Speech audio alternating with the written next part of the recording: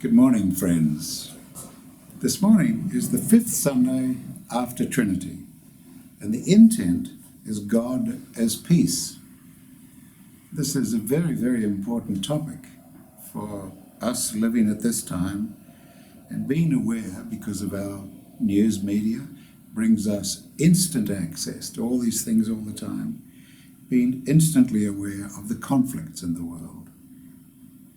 So God as peace. Let's bear this in mind as we spend a few minutes together this morning. The collect, as usual, sets the tone, but in a very concentrated way. So once we've heard the collect and thought about it, then we slowly unpack it as our understanding increases. That's usually the way the heart opens. It opens slowly and brings more information. And as that happens, your awareness expands. This is common for everyone who takes part in this opportunity of softening and opening the heart for deeper understanding. So God is peace. Grant, O Lord, that the course of this world may soon be so peaceably ordered by thy governance, that thy church may joyfully serve thee in all godly quietness. Those two powerful words, thy governance and godly quietness. In the liberal Catholic Church, we understand that there is a hierarchy which is not visible to our physical eyes. And this hierarchy orders the toings and froings of our lives and the earth. With the most important caveat, we have complete free will. Complete free will. As Christians, we choose to use that goodwill to be in alignment with God's law, so that the hierarchy, the invisible hierarchy of angels and advanced men and women, that hierarchy is also very much in alignment with God's will and God's law.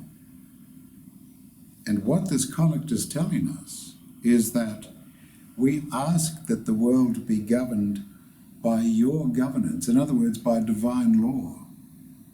And we are acknowledging that, yes, we have to bring it about. We humans of the fourth kingdom have to bring it about. We have to learn to love one another. We have to learn to have goodwill to one another. But mainly, we have to be aware that this is God's will that we're attempting to bring about.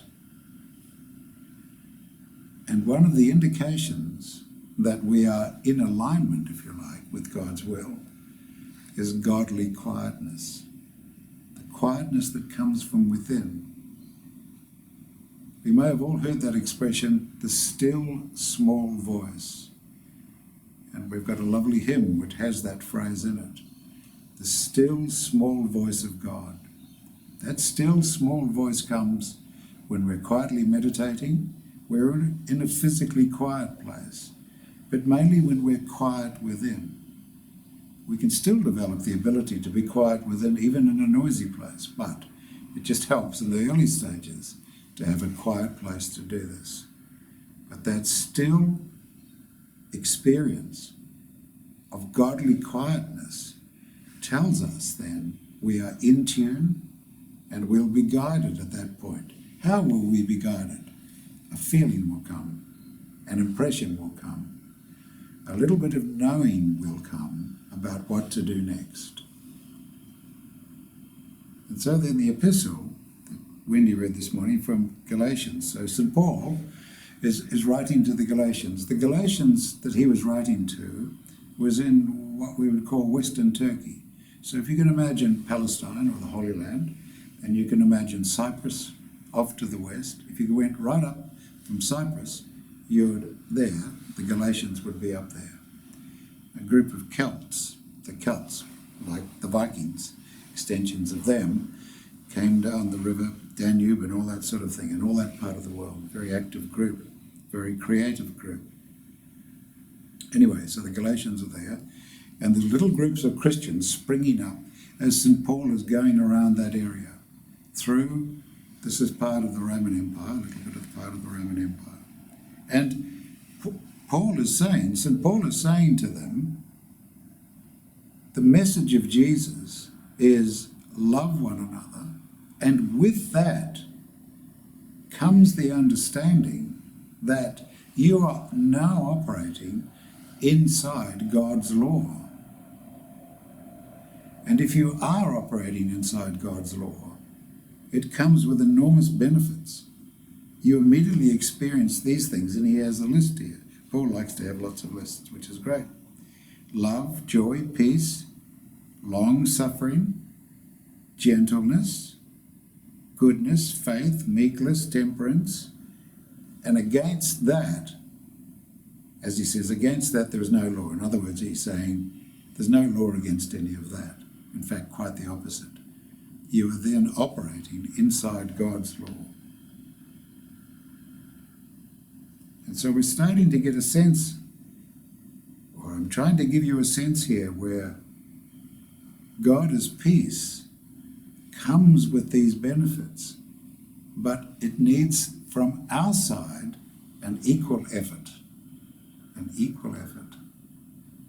We need to be quiet with him, and we need to reach out to that opportunity, the opportunity of being one with the Christ, being one with God the Father, feeling the quietness, and then being aware there is a plan, that on our planet there is a law, God's law, and there is a hierarchy that carries it out. In the Gospel, this is from St. John, and this particular passage was just after Judas had left the table at the Last Supper. And so Jesus is talking to the disciples. The disciples didn't know why Judas had left. They might have thought Jesus had given him some jobs to do. Judas looked after the money. He was good at managing the money, and so they thought, oh, must have told Judas to go and get some more food or something or other. Anyway, Jesus is talking to the people, his disciples, and he's saying, I'll not leave you comfortless. He's been trying to tell them that he's going to leave soon, and they're sort of getting it and sort of not. And they're not too sure what he's talking about. But he's saying to them, I will not leave you comfortless. I will ask the Father to send you the Comforter. And the Comforter will not only come and enact what his name says, bring you comfort, but will bring to your mind all the teachings you've heard from me. Even though you've heard them over 3 years, they'll be rejuvenated, and really importantly, they'll be expanded in your consciousness. You'll understand them more deeply, and you'll be able to put them into effect. So Jesus is saying the seed has been planted, and now it's going to expand in your awareness and consciousness and in your spirit, and you're going to become more and more the reality of your aspiration. We can make aspirations to be like this, but we've got to let them move through us and expand through us, and we've got to let them take over. We become changed through that sort of process. And as we become changed as Christians, we get more and more in alignment of the task that we should be doing. Each individual has an individual task to do, and we need to find it and get on with it. And then finally, Jesus says to them, peace I leave with you, my peace I give unto you, not as the world giveth, give I unto you. Not as the world giveth, but coming from God, coming from Christ. That's the peace in our hearts. So how do we bring peace onto the planet? Well, it's quite straightforward, but you've got to keep doing it. Doing what? If you have peace in your heart and take one step after the other, day after day after day, that peace spreads. And that's where we have to go with establishing peace on earth. Sound too unrealistic? Too many bad agents or actors, as we call them these days. Too much opposition? There's always opposition, but it's not too much. There is always the hierarchy on our side, the invisible hierarchy. There is always God's law on our side. And all we're asked to do is not to go all too enthusiastic and sort of nutty, but to just focus on establishing peace in our hearts. And in our day-to-day activities, as we meet people, we spread that. Coming from the heart, our heart acts as a sort of magnet of love and a magnet of peace. That's how, slowly, bit by bit, 1s and 2s, 20s and 40s, hundreds and thousands, thousands and tens of thousands, and then millions of people spread peace on earth. Coming from the heart, from God's law, from God's governance, the quietness within, and spreading it. We can see that no other way looks remotely like it's going to work. Force doesn't work. We must oppose evil, but force in itself doesn't work to bring about peace.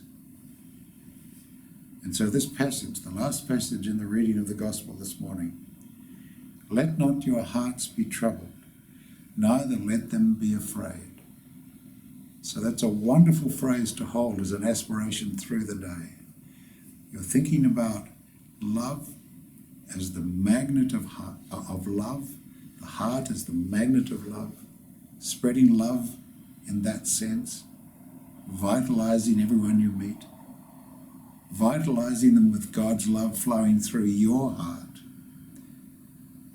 always flowing through your heart, and then not allowing your heart to be troubled and not to be afraid. You are then in alignment with God's law. So this intent, God is peace. There is a way through for all of us, and there's a way to make this happen.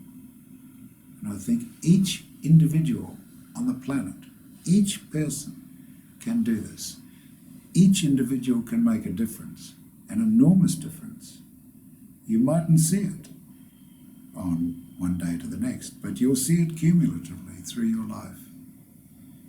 I ask you to reflect on these ideas and be aware of the possibilities then that you can do to bring about this change in the world, using God's influence in you as peace.